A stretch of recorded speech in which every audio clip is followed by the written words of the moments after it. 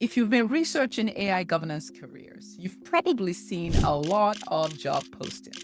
AI governance manager, responsible AI lead, AI ethics specialist, AI risk analyst. These roles barely existed 5 years ago. So, what's driving this demand? In this video, I'll walk through the four main factors that are creating this job market. A quick note, if you are exploring a career in AI governance, there's a free webinar that's linked below where I cover the career paths in more detail. Hi everyone, welcome back to the channel. My name is Obi. I'm a researcher, educator, and consultant in AI governance, cybersecurity, and data. All right, the first factor is regulation. Several major AI laws have gone into effect. The EU AI Act is one of them. This is the most comprehensive AI regulation to date. It went into effect in 2024. The law categorizes AI systems in risk level and requires different controls for each category. There's a high-risk AI system. This is for things like hiring tools, credit decisions, and medical devices. It needs documentation, it needs human oversight, and conformity assessment. The penalties for non-compliance are great. It's up to 35 million euros or 7% of the company's global annual revenue, whichever is higher. The law applies to any company serving EU customers, not just European companies. In the US, AI regulation is also happening. On the federal level, there's a lighter touch approach, which is driving responsibility to the companies themselves so that boards are funding their own in-house governance expertise.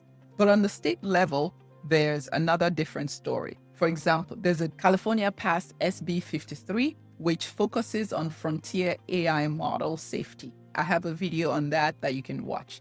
Colorado also passed an AI Consumer Protection Act, which requires impact assessments for high-risk AI systems.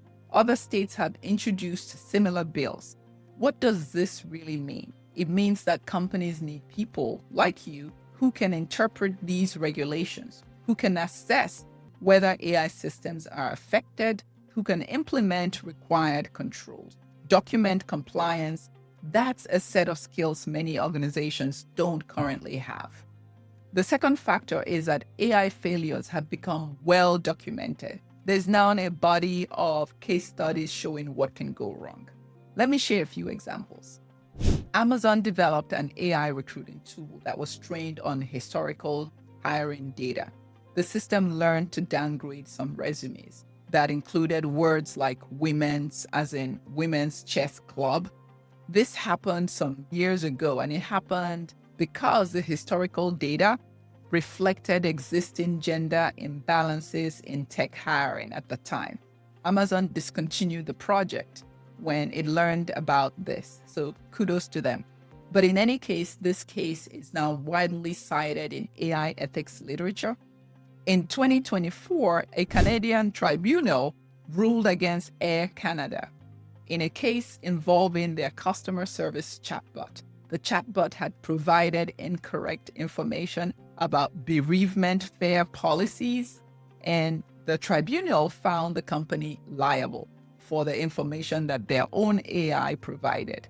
This established an AI precedent. Companies are responsible for what their AI says. In a 2019 study that was published in the reputable journal called Science, examined a healthcare algorithm used by hospitals across the United States. The algorithm used healthcare spending as a proxy for healthcare needs, but because some patients historically had less access to care, they had lower spending, not lower needs. The result was that some patients were systematically deprioritized for additional care. The researchers estimated that this affected millions of patients. These cases share a common thread: AI systems behaving in ways their creators didn't anticipate. Organizations have taken notice. They're investing in governance to identify these issues before they are deployed, not after. The third factor is simply the scale of AI deployment. The adoption curve has been steep. When ChatGPT launched in November 2022, it reached 100 million users in just 2 months. That's the fastest adoption of any consumer technology in history. Enterprise adoption followed very quickly. According to McKinsey's 2024 survey, 72% of organizations have adopted AI in at least one function. That's up 50% the year before. AI is being used for customer service automation, code generation and review, document processing and analysis, marketing content creation, and HR screening and scheduling. It's also used for financial analysis and forecasting. Each of these use cases introduce several questions. What data is being used? Who's accountable for the outputs? What happens when something does go wrong? As deployments, so does the need for governance. Then there's a fourth factor, and this is the talent gap. AI governance is a newer field. 5 years ago, there were very few dedicated AI governance roles. There were no established career paths, no widely recognized certifications, no degree programs specifically for this work. The people working in AI governance today largely came from adjacent fields. Compliance professionals who learned AI, engineers who learned governance, and risk managers who specialized in technology, policy experts who focused on AI.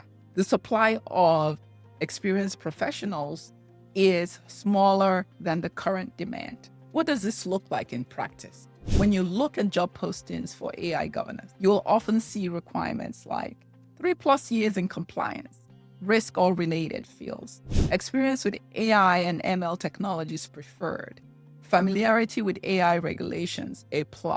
Notice the language preferred and A+.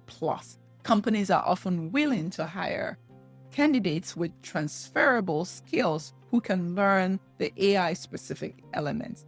That's a reflection of the current talent market. Let's put this together and summarize what I've just said. There are 4 factors that are driving the demand for AI governance professionals. The first is new regulations, particularly the EU AI Act and the US state laws that are creating compliance requirements. The second is documented AI failures that have demonstrated the risks of ungoverned AI systems. The third is the scale of AI deployment. It has accelerated across industries. The fourth is that there's a gap between the demand for AI governance skills and the supply of professionals with those skills. These factors are why AI governance has emerged as a distinct career field over the past few years. So, if you're considering a career in AI governance, I'd encourage you to do your own research. Look at job postings in your area. Talk to people working in the field. Assess whether your background aligns with what companies are looking for. On this channel, I share information about the AI governance field and career paths. If you found this video helpful, consider subscribing for more content on AI governance and AI governance careers. Thanks for watching. I'll see you in the next one.